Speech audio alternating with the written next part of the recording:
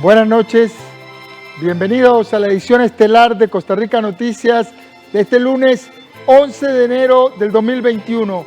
Estamos en vivo a las 7 en punto de la noche. Gracias por informarse con la señal de Canal 13. Soy Ernesto Rivera.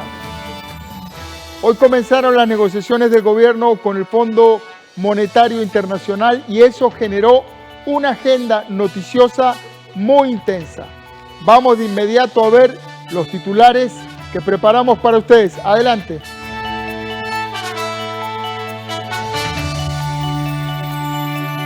Este lunes inició la misión virtual del Fondo Monetario Internacional y autoridades económicas del país. El gobierno niega que la propuesta planteada contemple aumento del IVA ni impuestos a transacciones bancarias. Hoy inició el proceso de revisión de los celulares y computadoras del presidente Carlos Alvarado por el caso de la UPAC. El gobierno envió a la Asamblea Legislativa el primer presupuesto extraordinario del 2021, en el que se contemplan más de 40.000 millones de colones para comprar vacunas contra el COVID-19. El presidente afirma que se enviarán otros planes de gastos extraordinarios para reforzar también la seguridad pública. Demócratas en el Congreso de Estados Unidos dieron este lunes el primer paso hacia un eventual segundo juicio político del presidente Donald Trump, si el vicepresidente Mike Pence y el gabinete no lo destituyen de su cargo.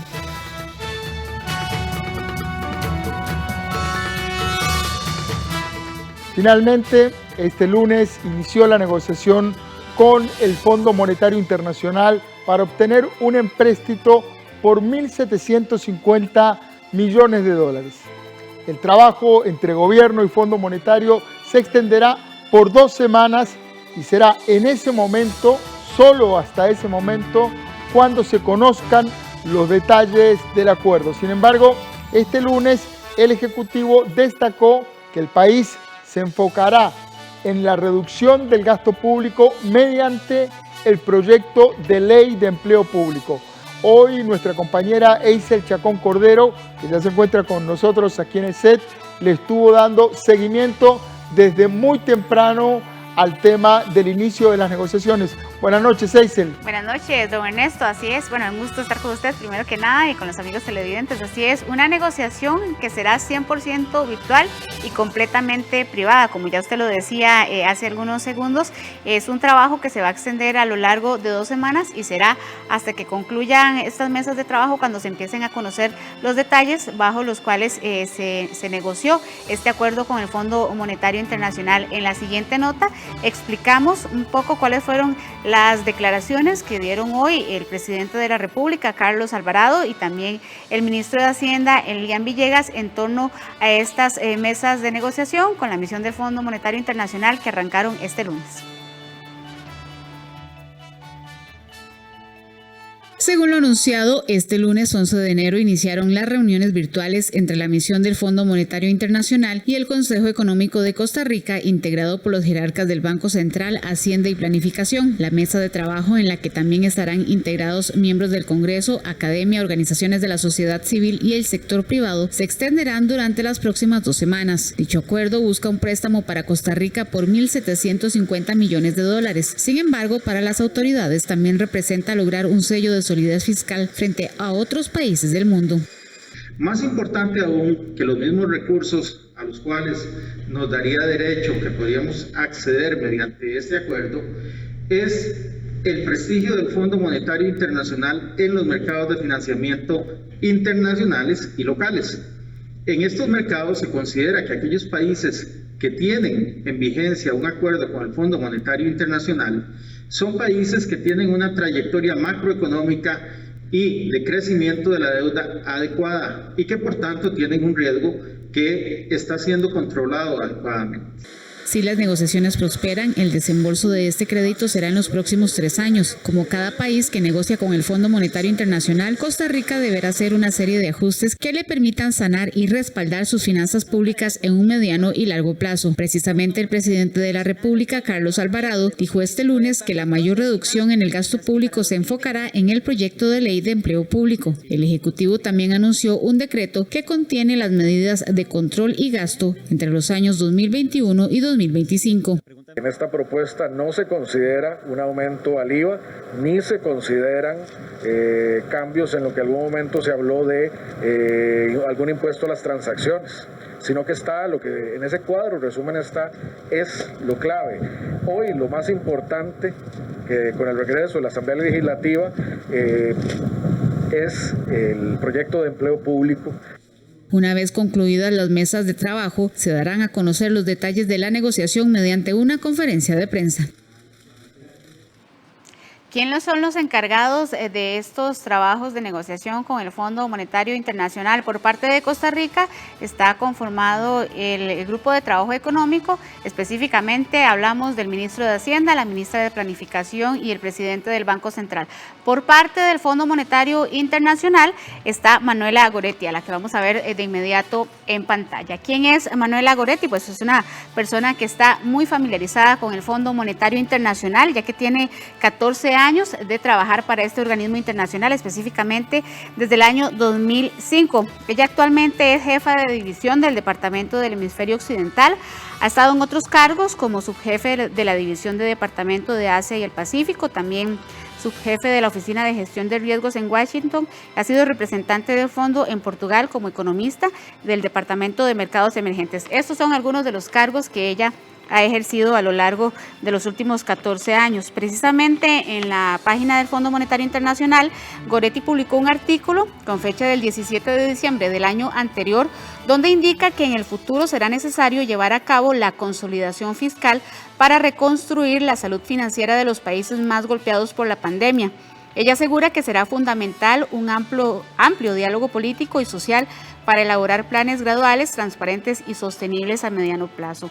Ella considera que deben reordenarse las prioridades de gasto para encauzarlo en redes de protección social focalizadas que protejan a la población vulnerable y en inversiones públicas y eficientes en salud, educación, infraestructura y tecnología que disminuyan la brecha de competencias e infraestructura existente y que fortalezcan la resiliencia ante los shocks futuros. Ella es el reflejo de cómo ha cambiado el Fondo Monetario Internacional desde su creación en el año 1945.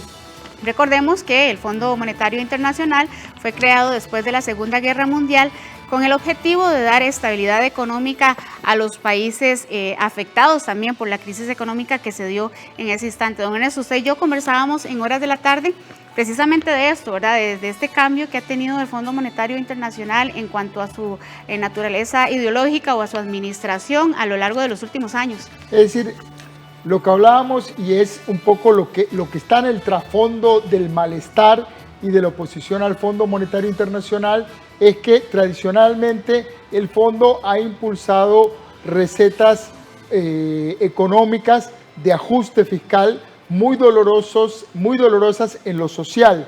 Aparentemente ha habido un cambio y hay muchos síntomas de que eso es real. Ha habido un cambio en la dirección del Fondo Monetario Internacional. Ahora hay una búlgara dirigiendo el fondo que es Kristalina Georgieva. Tenemos la foto precisamente de Kristalina para que nuestros compañeros nos hagan el favor de ponerla en pantalla, porque ella también, don Ernesto, dijo al medio digital BBC al inicio de la pandemia que el Fondo Monetario Internacional contaba con 50.000 millones de dólares para atender estos países que estaban en crisis debido a la pandemia. Precisamente esto que usted decía de cuál ha sido el cambio que ha tenido el Fondo Monetario Internacional, podemos traer a colación el caso de países como Argentina. En Argentina, a pesar de que el Fondo Monetario Internacional les da un poco de miedo, paradójicamente fue un aliado el año pasado también con la negociación de 65.000 millones de dólares para atender la pandemia. Bueno, usted que vivió en Argentina tantos años nos puede poner en contexto de este tema. Claro, el tema del fondo en Sudamérica, en Latinoamérica en general, es un tema de que ha impulsado recetas muy duras en lo social. Se ha dado un endeudamiento de muchísimos países latinoamericanos y africanos con el Fondo Monetario, y luego superar esos endeudamientos ha sido una tarea muy ardua, muy dolorosa en lo social, y creo que es en parte el trasfondo. La duda, la incógnita que está ahora abierta es si este Fondo Monetario Internacional con el que estamos negociando ahora, justamente con Manuela Goretti, es ideológicamente o conceptualmente el mismo Fondo Internacional que impuso esas recetas tan dolorosas en distintas partes del mundo. Creo que una componente que hay que tener clara es que los países negocian con el Fondo Monetario Internacional, viene el dinero y ahí es donde empieza, o durante ese periodo son dos etapas. ¿Qué se negocia? ¿Quién negocia? ¿A qué acuerdo llega? ¿Verdad? Eso es responsabilidad interna también de los políticos locales. Es una responsabilidad de las personas que hoy están negociando con el fondo y luego, si los recursos que eventualmente se van a girar, si nos mandan los 1.750 millones de dólares, ¿cuál es el uso y el provecho real para el país que se le va a dar a ese dinero? Precisamente, don Ernesto, y esa es una de las principales críticas o llamados de atención que le han hecho organismos como Transparencia Internacional al Fondo Monetario Internacional, de evitar que esas negociaciones sean tan privadas, ¿verdad? Para evitar que en los países latinoamericanos principalmente se dé un mal manejo por parte de los gobiernos. Vamos a pedirle a nuestros compañeros que nos muestren la primera pantalla que nosotros preparamos para hacer un repaso de qué es exactamente la negociación que está iniciando hoy nuestro país con el Fondo Monetario Internacional. Bueno, como ya lo estábamos comentando, están lideradas por Manuela Goretti. Es un crédito al que ellos le llaman de servicio ampliado por 1.750 millones de dólares. Y esto, como lo decía don Elian Villegas en la información que acabamos de ver, además de este financiamiento al que Costa Rica se haría acreedor, significa que Costa Rica obtendría un sello de confianza internacional para los organismos. ¿Esto qué significa? Que Costa Rica, ante el resto de países del mundo, estaría ganándose un tipo de estabilidad económica, porque esto sería una señal de que sus finanzas públicas estarían mejorando en un futuro, don Ernesto. Vamos a ver también la segunda pantalla, en la que vemos cómo ha sido la ayuda que el Fondo Monetario Internacional ha dado a los países a lo largo de la pandemia. El dato que tenemos es que hasta septiembre del año anterior, más de 80 países habían recibido ayuda económica por medio de créditos y también créditos rápidos para atender las diferentes demandas a raíz de la pandemia. Hasta este momento son más de 90 países los que están solicitándole una ayuda económica de este tipo al Fondo Monetario Internacional, y hay 30 que buscan un acuerdo como el que estaría negociando Costa Rica en este momento. También es algo interesante de comentar, que lo vamos a ver en la pantalla número 3. El Fondo Monetario Internacional está compuesto por 189 países miembros. ¿Cómo funciona esto? Cada país miembro del Fondo Monetario Internacional aporta una cuota económica, y precisamente este dinero es el que el fondo utiliza para darle crédito a otros países. Los países miembros tienen derecho a dar su voto de acuerdo a su cuota económica. Por ejemplo, en este momento, los países que están liderando la lista de los primeros 5 lugares y con mayor poder de voto dentro del Fondo Monetario Internacional son los que vemos en pantalla. En la lista está en el lugar número 1 Estados Unidos, en el segundo lugar está Japón, en el tercer lugar está China, en el cuarto lugar está Alemania y en el quinto lugar está Francia. También yo quería comentarles, don Ernesto, amigos televidentes, sobre los montos que el Fondo Monetario Internacional ha negociado y ha colocado en otros países latinoamericanos, como el caso de Ecuador. Ecuador son 6.500 millones de dólares a los que el Fondo Monetario Internacional facilitó. Bueno, en el caso de Jamaica estamos hablando de una negociación de 520 millones de dólares. Otro de los temas también importantes que quería comentarles es que el dato que dio la directora del gerente del Fondo Monetario Internacional al inicio de la pandemia, que son los 50.000 millones de dólares, corresponden al equivalente de casi la mitad del Producto Interno Bruto de países como Bolivia y Ecuador. Así es, hoy la primera jornada de negociaciones ya terminó. Estamos iniciando un proceso, hay que ver, y ahora vamos a tener a nuestros compañeros, a Marta Arce y David Roversi, con las repercusiones políticas y las reacciones en la economía, de los sectores de la economía, a este inicio de las negociaciones.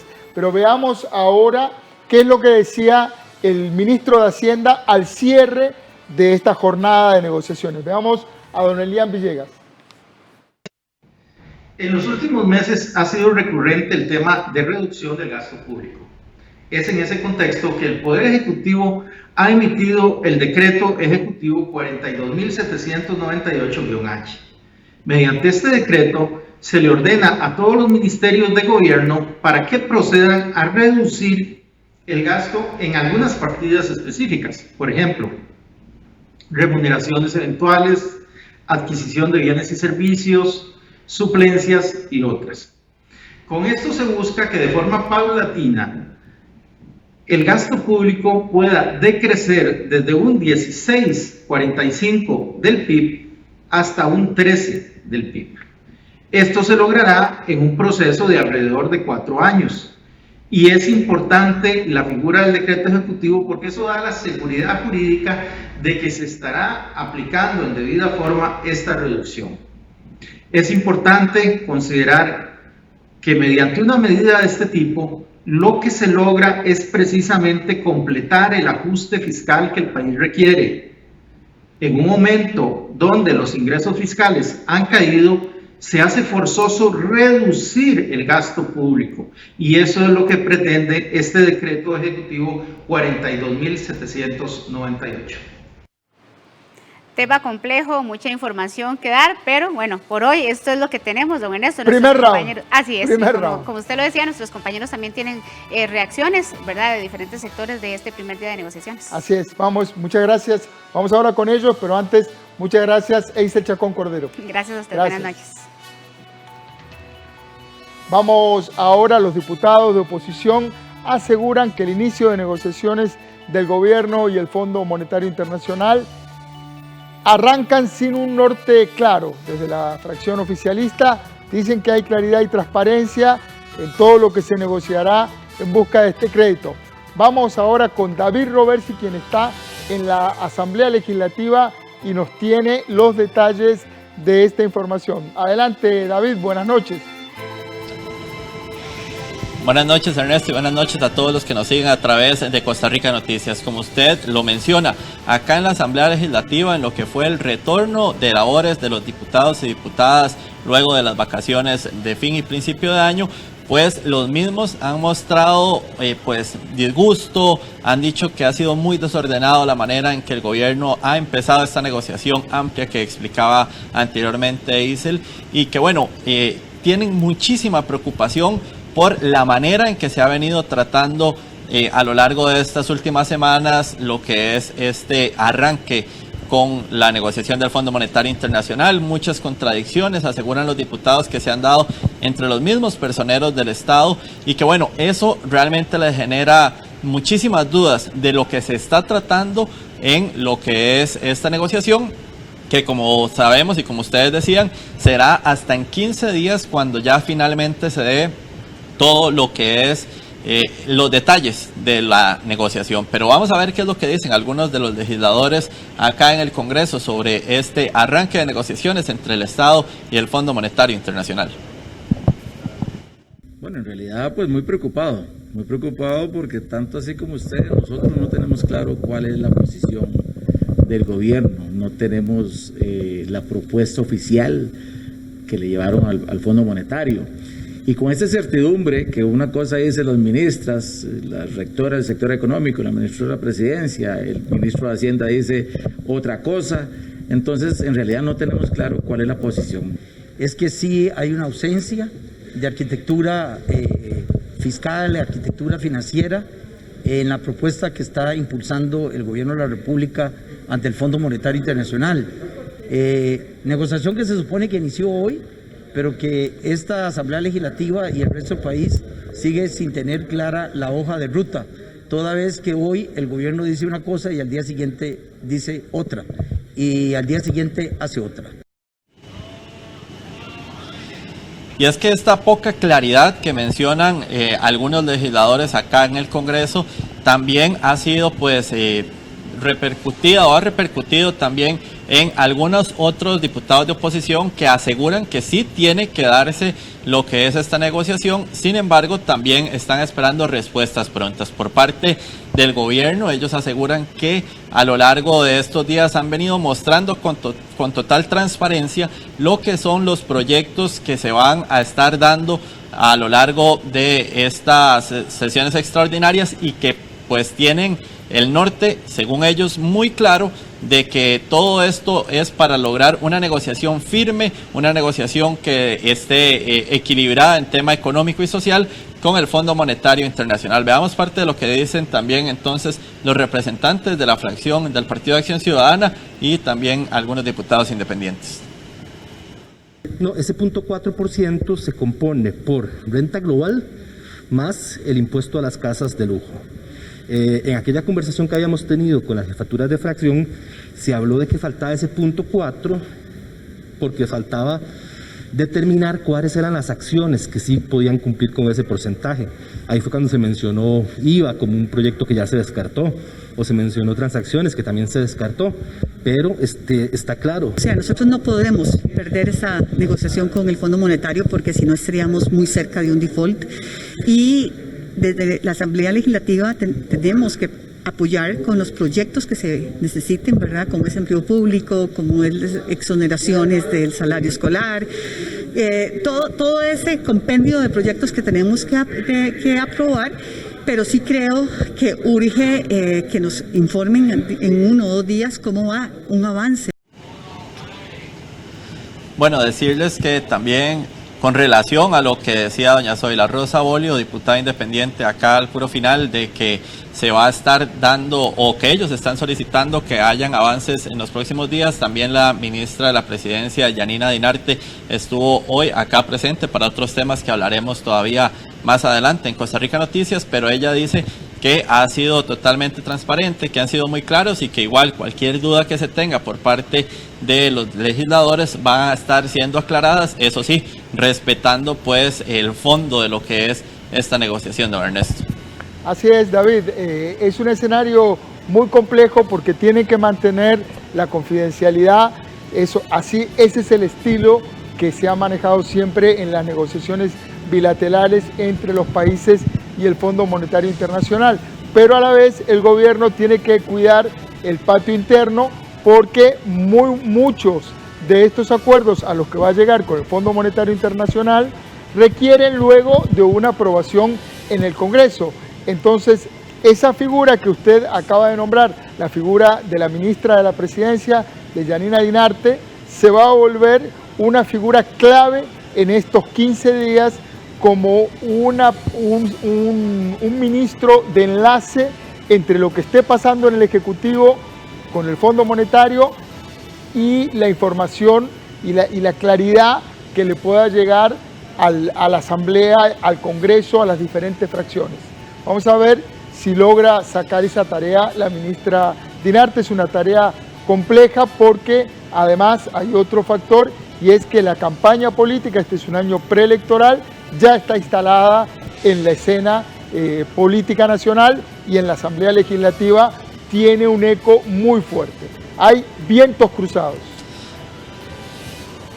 Así es, Ernesto. Bueno, de hecho ahora también consultábamos a algunos de los diputados y diputadas y ellos aseguran que, bueno, que el tema de la precampaña no estará pesando en esta decisión. Sin embargo, bueno, diferentes especialistas, y lo hemos tratado días atrás también en Costa Rica Noticias, insisten en que siempre va a tener un peso importante a la hora de estar pensando en lo que se pueda venir para el 2022 en este caso.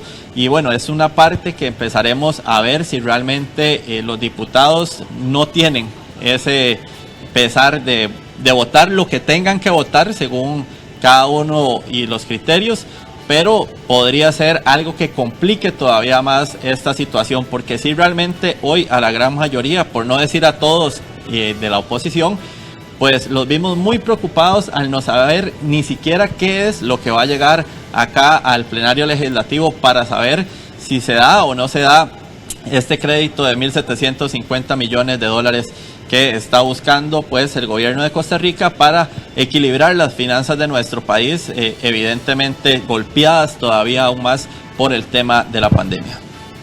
Ese es el panorama complejo que enfrenta el país en estos momentos. Muchas gracias. Buenas noches, David Roversi, desde la Asamblea Legislativa. En un rato volvemos con David con otro pase más adelante.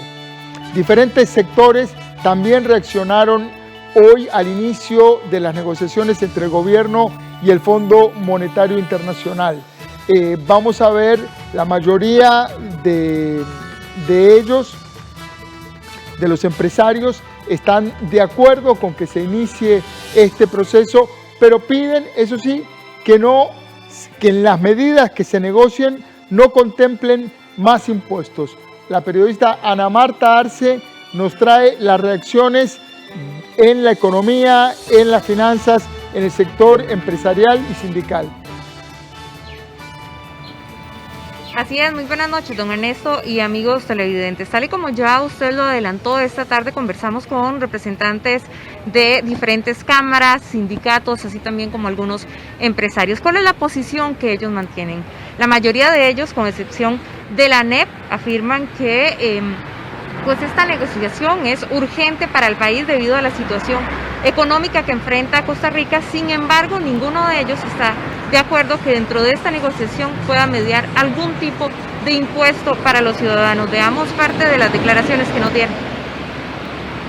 En la Cámara de Comercio de Costa Rica estamos de acuerdo en que se inicien las conversaciones con el Fondo Monetario Internacional, porque es una forma de que realmente se tomen medidas que se deben haber tomado desde hace muchos años.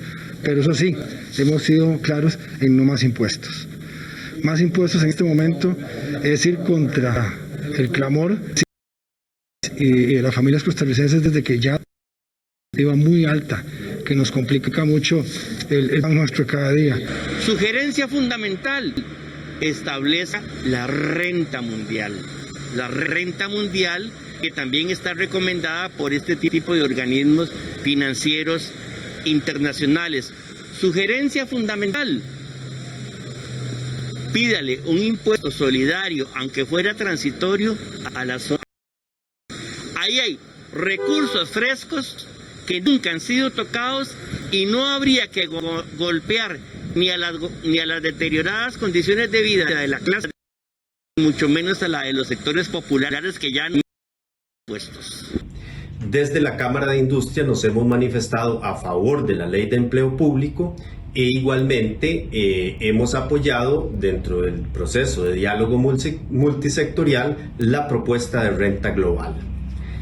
Por el lado de los impuestos, la creación de nuevos impuestos o el aumentar los impuestos, definitivamente ahí sí nos hemos pronunciado en contra y habrá que esperar a ver la propuesta concreta para ver si efectivamente se guarda el balance esperado por el lado de la reducción de gastos. Camino que consideramos es la ruta correcta para devolver otra vez la credibilidad a los acreedores internacionales y de esta manera poder accesar a créditos mucho más baratos, tanto de organismos multilaterales como de otros bancos del exterior. Sin embargo, creemos que esta negociación debe ser por la vía de la mayor transparencia posible para que todos los costarricenses estemos enterados de todas las medidas que se están tomando para llegar a este acuerdo. Y además que estas medidas estén mucho más recargadas a lo que es reducción del gasto. Bueno, precisamente esta tarde también conversamos con el exministro de Hacienda y expresidente del Banco Central, don Bernal Jiménez, quien nos manifestó que esta negociación es fundamental para el país, ya que, como lo decía también nuestra compañera Eisel Chacón en estudio, de concretarse un acuerdo podría mejorar la imagen del país ante las calificadoras de riesgo y por ende esto podría generar más inversión en Costa Rica. Sin embargo, de no concretarse esta negociación, más bien el país podría estar perdiendo mucho. Veamos la siguiente declaración. Ya hace meses se anunció que Costa Rica iba a firmar otro acuerdo con el Fondo Monetario Internacional. Y esto se funde en la comunidad financiera internacional. No es que Costa Rica sea lo más importante, ni mucho menos, pero sí hay la información de todos los acreedores y las entidades internacionales de financiamiento, ¿verdad? Entonces, anunciado esto, no hacer un acuerdo con el fondo sería muy inconveniente para el país.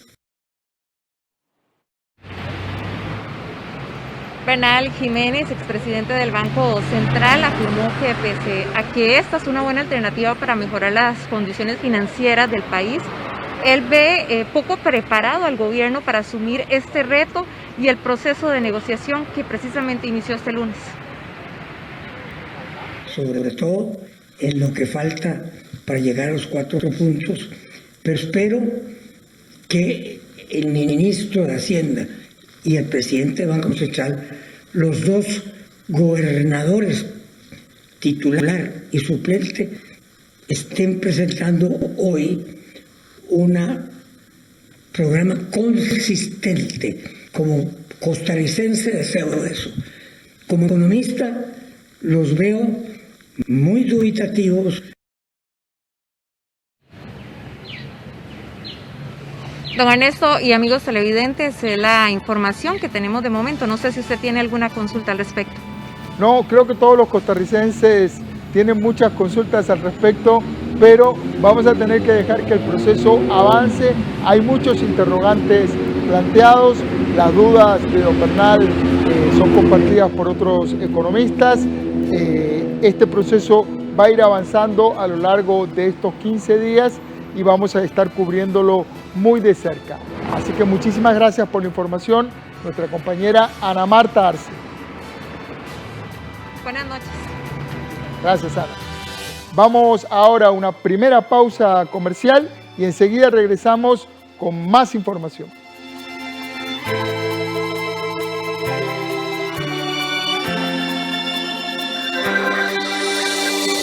Envió a la Asamblea Legislativa el primer presupuesto extraordinario del 2021, en el que se contemplan más de 40.000 millones de colones para comprar vacunas contra el COVID-19. El presidente afirma que se enviarán otros planes de gastos extraordinarios para reforzar también la seguridad pública.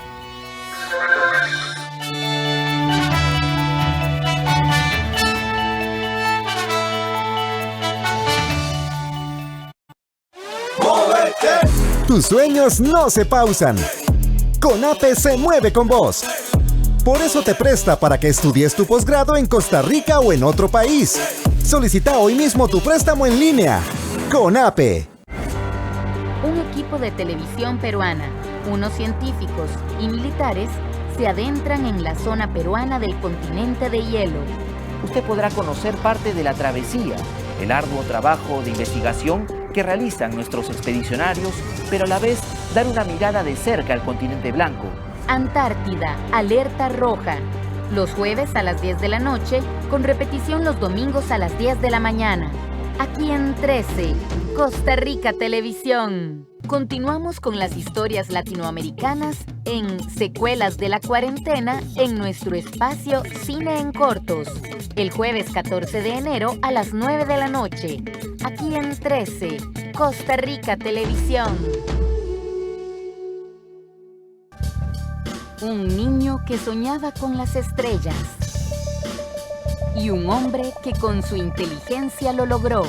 Franklin Chang, la biografía. Yo no estoy aquí por mí mismo, estoy aquí porque mucha gente me echó el hombro, me puso la mano, me ayudó, me abrió las brechas. Ahora me toca a mí.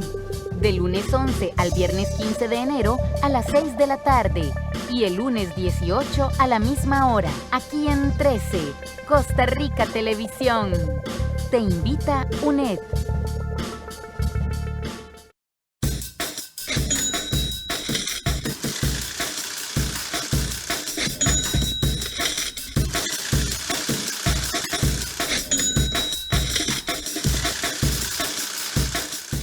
A las 7 de la noche con 34 minutos vamos a ver la cotización de la divisa estadounidense. El precio del dólar en la compra, 609 colones con 74 centavos. El precio del dólar en la venta, 617 colones con 80 céntimos. El proceso de apertura del teléfono celular y de los dispositivos electrónicos que utilizaban el presidente y otras personas que están investigadas por el caso de la Unidad Presidencial de Análisis de Datos, la UPAD, se mantendrá por las próximas 2 semanas. Van a extraer la información que sea requerida. El periodista Andrés Ortiz nos amplía esta información. Gracias, muy buenas noches. Así es, el día de hoy comenzó la apertura no solo de los celulares, sino también de los dispositivos electrónicos que fueron decomisados a inicio del año 2020, tanto al presidente como a algunos ministros y también las personas involucradas en el caso conocido popularmente como UPAD. ¿Qué es lo que se hace? ¿Qué se puede hacer? ¿Y qué significa esta apertura de los dispositivos electrónicos que según la Fiscalía se mantiene desde hoy hasta las próximas 2 semanas? Para ampliarnos y explicarnos de qué se trata, nos encontramos con don Federico Morales, abogado penalista. Don Federico, gracias por atendernos. Buenas noches. Tal vez si empezamos con eso, ¿qué es la apertura de un dispositivo electrónico? En este caso se habla del celular del presidente, pero también hay otros dispositivos y de otras personas que son investigadas. Buenas noches. Sí, muy buenas noches. Pues simplemente es un acto más dentro de los actos de investigación del proceso, en este caso el proceso especial, que está incluso a cargo de la Sala Tercera como instructora de la investigación. Estos actos particulares del proceso deben ser realizados por un órgano jurisdiccional como garante y tutelador y controlador de todo lo que está ocurriendo, sin perjuicio de que, por supuesto, ya la materialidad de algunos de la selección y análisis caiga en manos de órganos especializados, porque esos son temas técnicos, probablemente el organismo de investigación judicial. Entonces, estos actos procesales que están regulados en una ley especial, además de algunas normas del Código Procesal Penal, la ley especial, la ley de secuestro, registro y examen de documentos privados, y también es la misma ley que regula las intervenciones de las comunicaciones telefónicas, prevé este tipo de mecanismo. ¿Qué se hace hoy? Simplemente lo que fue secuestrado en su oportunidad a consecuencia de los allanamientos es sometido entonces a la apertura para que sean entonces grabados o puestos, registrados de manera segura el contenido de cada uno de esos dispositivos y después proceder entonces al análisis propiamente de la información. Don Federico, ¿cómo se garantiza esa captura o esa grabación del contenido que tiene cada uno de estos dispositivos para que se mantenga dentro del proceso? Porque teniendo en cuenta lo que usted nos explica, lo que se hace hoy y durante estas 2 semanas es simplemente extraer esa información para que sea el OIJ quien realice el análisis. Exacto, una vez que de manera adecuada se registre la información, por supuesto el órgano jurisdiccional debe garantizar y controlar que eso se haga de manera correcta, y después se delega al OIJ para que haga propiamente el análisis técnico. Bueno, la misma ley prevé responsabilidades no solo para el órgano jurisdiccional, sino incluso para las personas en quien recae esa delegación. Obligaciones tales como de confidencialidad y etcétera, ¿verdad? Pero bueno, es un acto que se hace todos los días. Este es particular por el interés noticioso o de comunicación, pero en realidad eso ocurre todos los días y es un actuar más o menos normal, ¿verdad? Bien, don Federico Morales, abogado penalista, que nos explicaba cuál es el funcionamiento que tiene ahora la apertura de los teléfonos celulares, dispositivos electrónicos decomisados a inicios del año 2020, con este caso mencionado y que se conoce como el caso de la UPAD, entre las personas investigadas el presidente de la República, Carlos Alvarado. Esta es la información que tenemos. Regreso con ustedes al estudio. Buenas noches. Muchas gracias a nuestro compañero Andrés Ortiz. El caso de la UPAD y el registro del teléfono presidencial es un caso vital para la estabilidad política y el trabajo del país. Vamos a seguirlo muy de cerca a ver cómo se va desarrollando. En otros temas, el hombre que atacó a una oficial de la Fuerza Pública en San Joaquín de Flores deberá pasar 6 meses en prisión preventiva. Este sujeto logró quitarle el arma de reglamento a uno de los policías que llegó a atender una denuncia de violencia doméstica Y la pregunta es, ante este incidente, ¿existió falta de preparación del policía al que le arrebatan el arma? ¿Se debe replantear el protocolo de atención de la policía? Son muchas las dudas o cuestionamientos que surgen tras este lamentable hecho.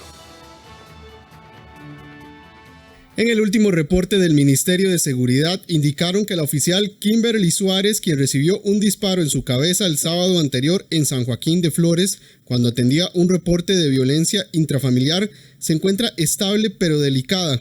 El sospechoso logró arrebatar el arma de reglamento de uno de sus compañeros, con lo que atacó al oficial. Tras lo ocurrido, el director de la Fuerza Pública, Daniel Calderón, indicó que revisarán el protocolo de atención, tal y como lo hacen siempre. La situación que se enfrenta el policía en la calle tiene sus particularidades, sus circunstancias, y una situación policial puede cambiar en cuestión de segundos, y en cuestión de segundos el policía está obligado a tomar decisiones. Por supuesto que este procedimiento lo vamos a revisar, porque siempre lo hacemos con el objetivo de mejorar, de minimizar el riesgo que corren nuestros funcionarios, de aprender de cada situación, pero todavía es muy pronto para cuestionar en sí el procedimiento que los oficiales que estaban a cargo adoptaron en ese momento. Así que de momento nuestro respaldo es total para ellos, e insisto, nosotros internamente revisaremos para ver si hay alguna posibilidad de mejorar y evitar riesgos. El criminólogo y ex jefe de la unidad táctica del OIJ, Maynor Araya, señaló que hay ausencia de conocimiento y equipamiento en el policía. Al menos desde mi perspectiva, no es otra cosa que el resultado de la crónica de una desgracia ya anunciada. Esto por cuanto han sido muchos los casos históricos en donde con relativa facilidad es detectada esa terrible ausencia de conocimiento y equipamiento en el policía que atiende este y otro tipo de casos muy peligrosos, delicados e importantes para la seguridad del país. Araya hace el llamado al Ministerio de Seguridad para no colocar en patrullajes en calle a policías sin la preparación necesaria. Es hora de que el Ministerio de Seguridad Pública, como máxima autoridad responsable de la seguridad del país, trate de no colocar en la calle a policías que no tienen la preparación necesaria y el equipamiento básico necesario para enfrentar las diversas amenazas que tienen nuestras calles. Esto sería colocar a su recurso más preciado, el humano, bajo un riesgo innecesario. El hombre detenido deberá pasar los próximos 6 meses en prisión preventiva. En otros temas judiciales, la magistrada Patricia Solano fue reelecta este lunes como vicepresidenta de la Corte. La jueza recibió 20 votos a su favor. Con una votación de 20 magistrados a favor y 1 en contra, la magistrada de la Sala Tercera, Patricia Solano Castro, fue reelegida como vicepresidenta de la Corte Suprema de Justicia por segunda ocasión y por un periodo de 2 años. Ella fue nombrada como magistrada de la Sala de Casación Penal, la Sala Tercera, en noviembre del 2018. Además, reiterar las gracias a las compañeras y a los compañeros por la confianza y reiterar mi compromiso de continuar laborando en pro de la institución. En esto, el día de hoy, si quisiera que quede, había pensado que iba a ir al salón de Corte Plena por el tema que se estaba conociendo. Sin embargo, una persona cercana tiene una medida sanitaria y el protocolo señala que hay que mantenerse aislado hasta que no se tengan claros cuáles son la situación y en respeto absoluto de ese protocolo. Por eso es que el día de hoy yo no me he presentado al salón de sesiones de Corte Plena. Solano tiene una carrera de 32 años en la judicatura. Durante el periodo de 1998 a 2017, asumió como jueza del Tribunal Penal del Primer Circuito Judicial de San José, último año en el cual se acogió a su jubilación. Pero en este caso, creo que es una ocasión muy feliz, que las mujeres han tenido la palabra y ellas han dicho con mucha claridad: tenemos una plena confianza en doña Patricia. Esa es la persona que nos parece que debe tener esa responsabilidad y reiterarle esa confianza. Yo creo que esto Es una gran ocasión. A mí me alegra desde el punto de vista de la democracia y la igualdad que se esconden tantas desigualdades en un principio general de igualdad. Solano también es la presidenta actual de la Sala Tercera.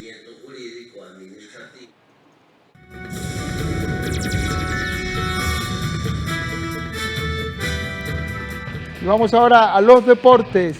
Un tremendo sacudón, ya que por segundo semestre consecutivo el alajuelense dio el principal golpe del mercado de fichajes y firmó al delantero cubano Marcel Hernández, quien fue el máximo anotador del campeonato anterior con Cartaginés. Bueno, nos acompaña esta noche David Goldberg. Buenas noches, David. ¿Qué significa esta noticia, este golpe de fichaje? Buenas noches, don Ernesto, y buenas noches a todos en casa, ¿verdad? Que estén pasándola muy bien este inicio de semana. Sí, definitivamente la noticia es importante porque cambia todo el panorama de lo que podía ser el Clausura 2021. Alajuelense ahora sí está muy por encima del resto de sus rivales. Ya era el campeón y ahora se refuerza con el mejor jugador de Cartaginés. Hace unas semanas lo había hecho con el mejor jugador de Saprissa también. Por ende tiene una amplia ventaja con los otros candidatos de este torneo. Cuando uno habla del mejor jugador, el más goleador, está hablando como cuando uno mira las estrellas, de algo que ya pasó. Eso es un diagnóstico de lo que pasó en el pasado. Vamos a ver ahora a futuro si estos pronósticos se cumplen y la planilla del alajuelense queda tan arriba de los demás como parece. Una duda que encendió también polémica es el origen del dinero. Es bastante dinero el que se pagó por este pase y se está hablando mucho sobre el origen de ese dinero. Sí, la cláusula de rescisión de Marcel Hernández era de $250,000, que casualmente es lo que le acaba de entrar a Alajuelense por el préstamo de Jonathan Moya a Corea del Sur, a un equipo de segunda división, el Angern en Corea del Sur, $250,000. Existe una posibilidad de que haya reinvertido ese dinero. También recientemente, en los últimos meses, Alajuelense ha tenido un par de ventas importantes de sus jugadores que le han entrado un poquito de fondos a su caja, ¿verdad? Que tiene un poquito más de flujo de caja de lo que podía tener hace unos 5 o 10 años, que estaba muy complicado. Sin embargo, también tiene la ventaja de tener una inyección de capital importante con el dueño de Pequeño Mundo, que se llama Joseph, ¿verdad? Él ha metido mucho dinero en Alajuelense y de ahí salió el centro de alto rendimiento, el CAR, que está en Turúcares, que definitivamente marca una pauta en lo que es infraestructura deportiva en el país. De esto y de mucho más vamos a hablar ahora nomás en unos minutos, 8:30 de la noche, en Deportivas del 13. Sí, definitivamente. Hay muchos temas que podemos repasar este lunes. Tenemos, por supuesto, todos los fichajes, el de Marcel Hernández. También llega Cristian Bolaños a Saprissa el día de hoy.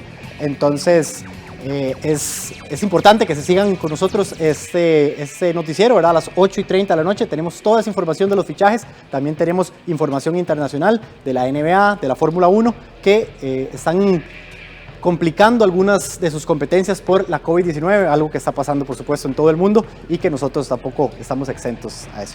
David Goldberg, vamos con los deportes a las 8:30. Muchas gracias. Muchas gracias. El Poder Ejecutivo, en otros temas, el Poder Ejecutivo presentó esta tarde un presupuesto extraordinario por más de 40.000 millones de colones y toda la información sobre ese tema la vamos a tener después del corte en unos minutos más.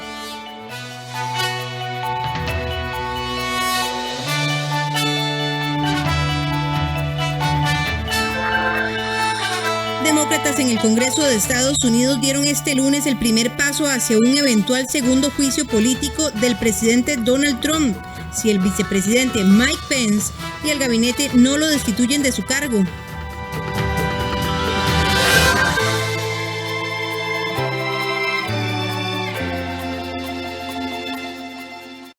En el espacio Arte 13. Disfruta de las promesas del bel canto nacional en... El arte es mucho más profundo, es compartir la música, es sentirla. Jóvenes cantantes líricos de Costa Rica. Lo hace más humano, que eso es lo que uno trata de transmitir en el arte precisamente. Este 17 de enero a las 2:30 de la tarde, en 13, Costa Rica Televisión.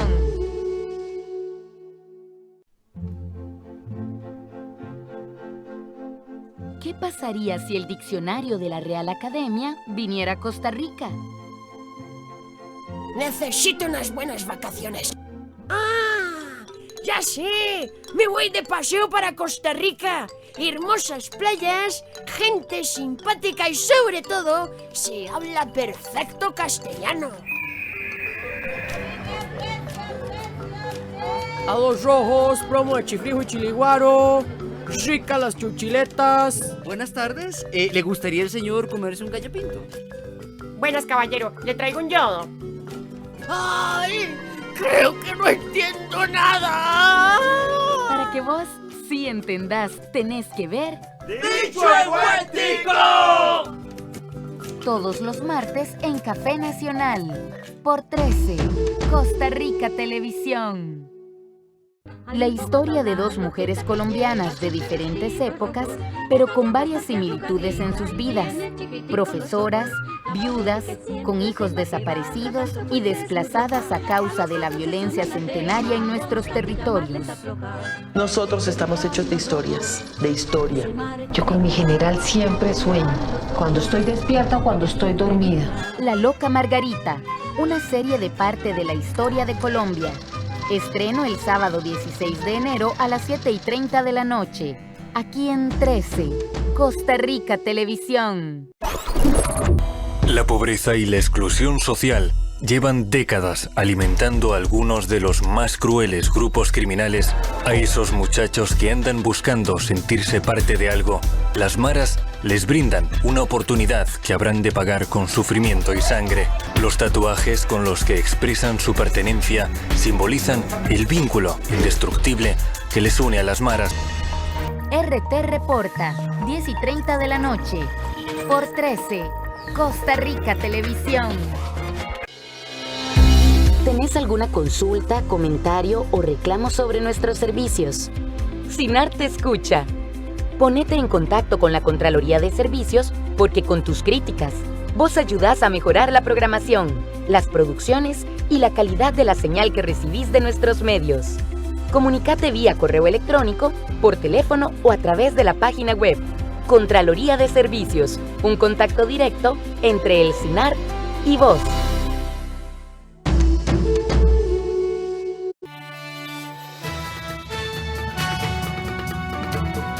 Como le adelantábamos antes de irnos al corte, el Poder Ejecutivo presentó esta tarde un presupuesto extraordinario por más de 40.000 millones de colones para comprar 640.000 dosis de las vacunas contra el COVID, que se suman a las 3 millones de dosis que ya se habían comprado antes. Vamos a ver la información.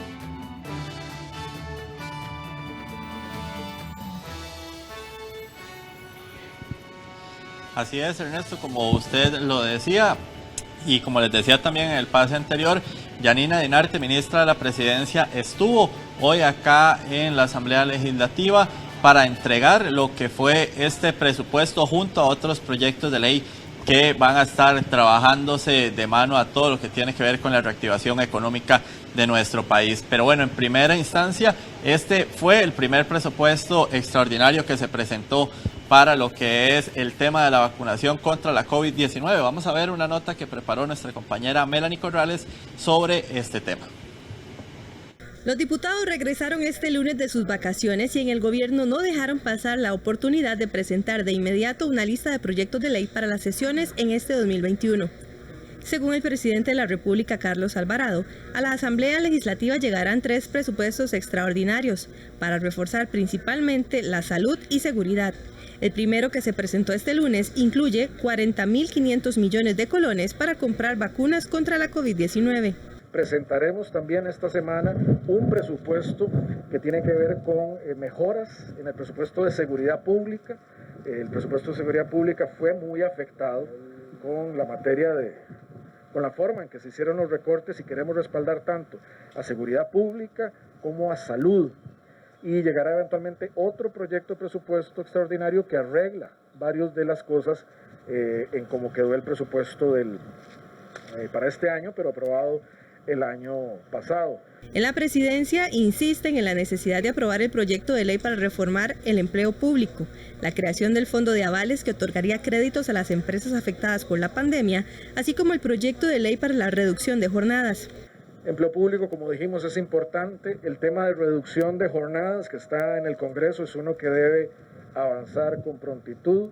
También para la activación económica, el proyecto de fondo de avales que permite que se preste con mayor facilidad a los diferentes sectores como turismo, construcción, sector agropecuario, porque facilita que el dinero que ya el Banco Central inyectó a los bancos pueda posicionarse teniendo esos avales de respaldo para responder por los créditos. Las sesiones extraordinarias donde el Poder Ejecutivo tiene el control de la agenda del plenario se extenderán hasta el próximo mes de julio.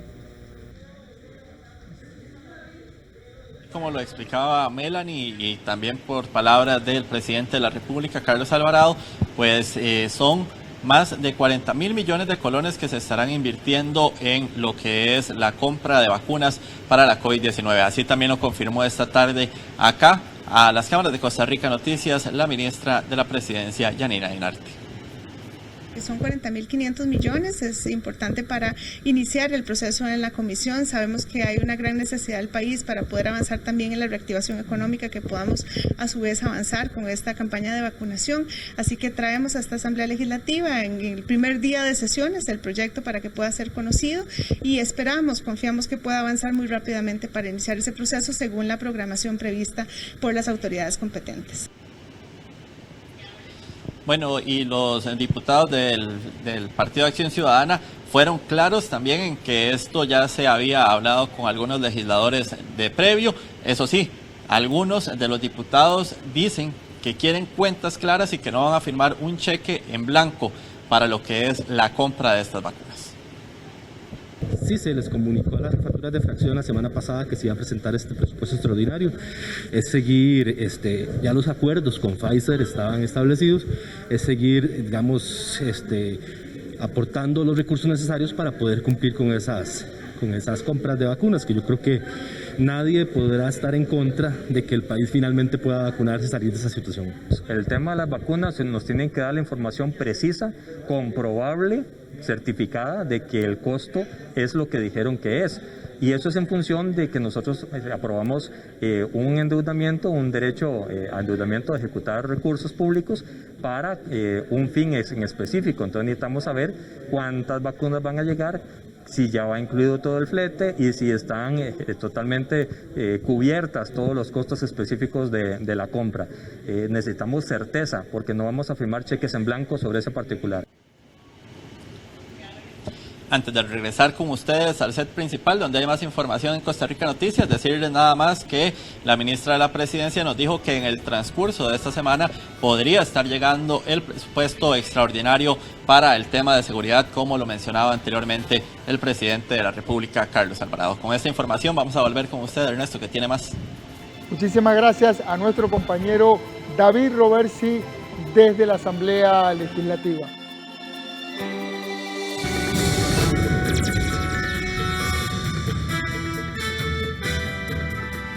Noticias del mundo, los demócratas en el Congreso de Estados Unidos dieron este lunes el primer paso hacia un eventual segundo juicio político para el presidente Donald Trump. El vicepresidente Mike Pence y el gabinete son quienes tendrían que iniciar parte de este proceso. I ask unanimous consent that the Committee on the Judiciary.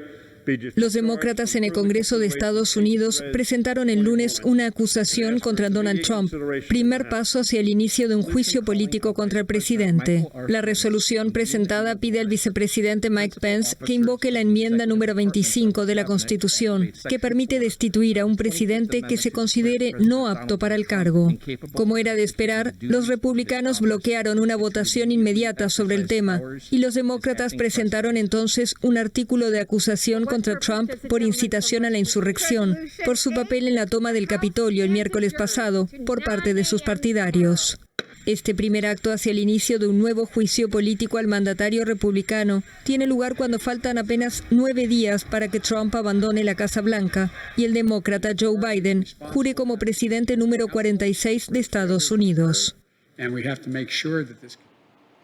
A pesar de que en numerosos países ya se está administrando la vacuna contra la COVID-19, como en Costa Rica, la Organización Mundial de la Salud, la OMS, advirtió este lunes que este año, en el 2021, no se alcanzará en el mundo la inmunidad del rebaño. Aunque las vacunas empiecen a proteger a los más vulnerables, no vamos a alcanzar ningún nivel de inmunidad de la población o inmunidad de rebaño en 2021. Y si ocurre en algunos sitios de algunos países, eso no protegerá a la gente en todo el mundo.